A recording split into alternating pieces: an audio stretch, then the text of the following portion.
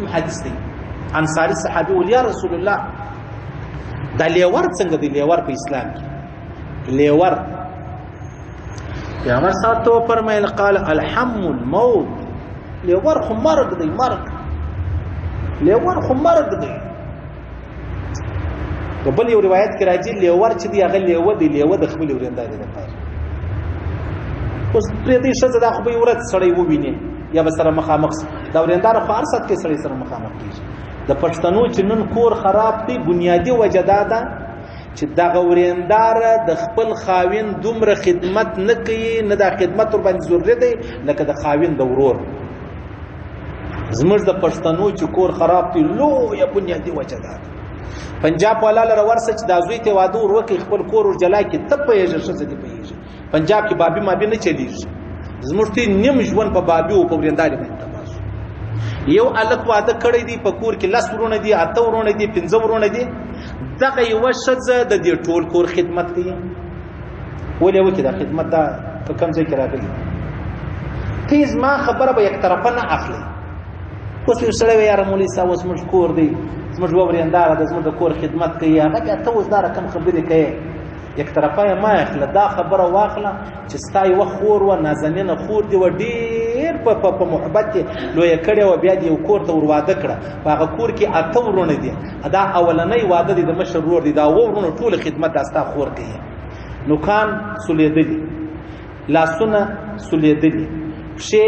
ګوتی چاودل سوي صحیح سونه د دې ورونو لورو کالی بدای وایي کړي د ورونو کپڑے بدای واځي ستري کوي د دې ورونو ډوډۍ بدای واځي پخوي د دې ورونو کمرې بدای واځي صفا کوي ولې ور صفا کوي دا په اسلام کې نشته ها ګلې خو ګر سره پریږده ګلې اشه ډوډۍ چې پخوي سالن ا ګلې ملي خو ګر دا ولې کوي ته به د خپل وریندار حساب نه لګي ته خپل خور ولورته حساب ولګو بیا به دماغ خلاصي پښتانو خو موټه موټه دماغونه دي په خبره سر نه خلاصيږي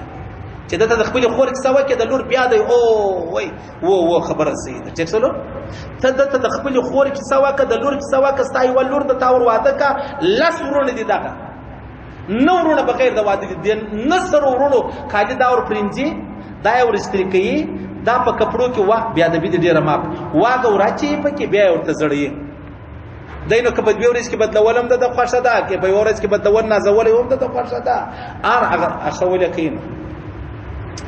دا په اسلام کې ستا دا په انصاف کې ستا دا په قانون کې ستا یا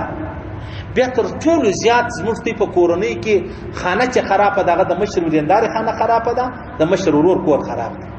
بس نو دا چې دا اول را واده ولا نو بس د ټول کور کې دی په غاړه سالن د دی په غاړه مطلب شوبه د دی په غاړه ورور چې دی هغه مشر دی د ټولو کشران ورونه کې د په غاړه چې دلته دا ورونه سره ورسېدل قرار خبره د بیش راسي دغه الک ور مرز واده وکي مثلا مشر ورور چې دی هغه مطلب شل کاله مخکې واده کړی دی دا خپل ورور مشر ورور خپل او د خپل کور والا ژوند ټول د خپل ورونو د خپل خوند د لپاره فرق نن چې د کشر ورور واده ځایراله قرار یې پیښ وکړي دایو د خپل کور والا شپ پیغام سره ګرځي په موټر کې ګرځي ورور اسکریمان دي کبابون دي برګران دي جوسان دي تکسو دا مشر ورور ته ګوري چې ما پر ما څنګه په ذلیله تیر رسول زه ذلیله ولم او دازما کشر ور نو دی وسوي پر معدن حالت چې ما دا کار ما ولې کوي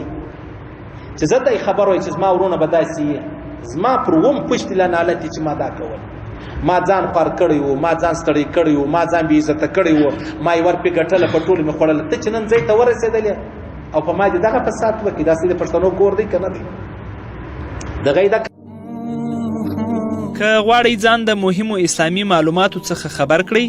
د الحاج مولوي نورالدین آغا په نوم فیسبوک پاڼه خوښه او له نورو سره یې شریکه کړئ.